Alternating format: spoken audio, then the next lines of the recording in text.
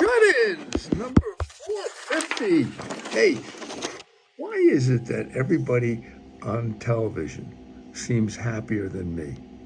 Why is that? From those disease-ridden people in drug commercials to soccer players who have just scored a goal. They're all so goddamn happy.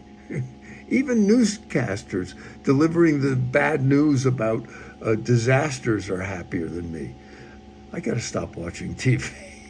I'm not even that happy when I find a parking space.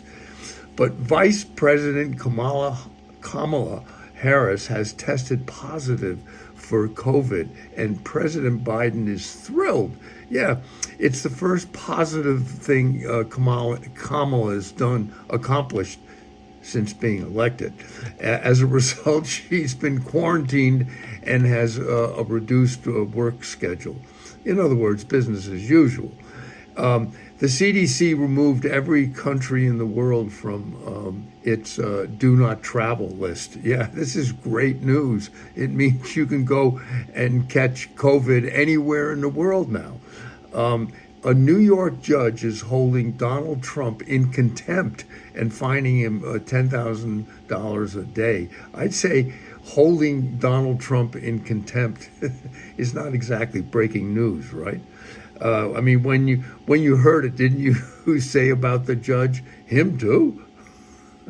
Trump being held in contempt is the definition of redundancy. Yeah.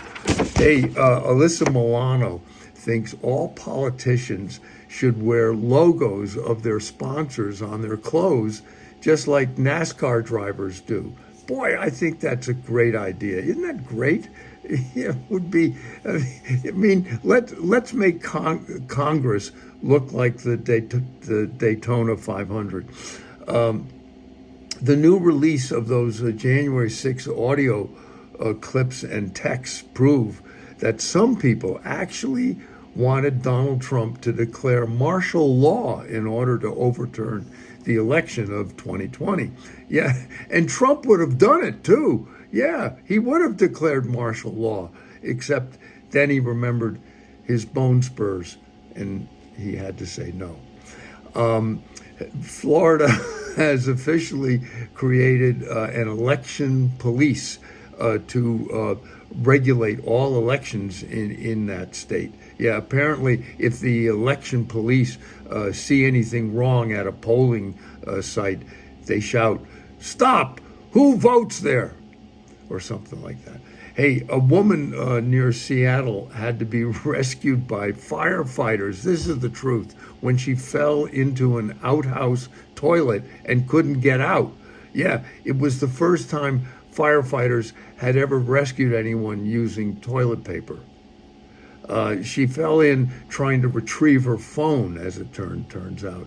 But fortunately, her calling plan had shit waiting, so it took care of it. The oldest person in the world, Kane Tanaka, died recently at 119 years old. But apparently she took all of her stories about Larry King to the grave with her. And that is Monologue for Shut-Ins number 450.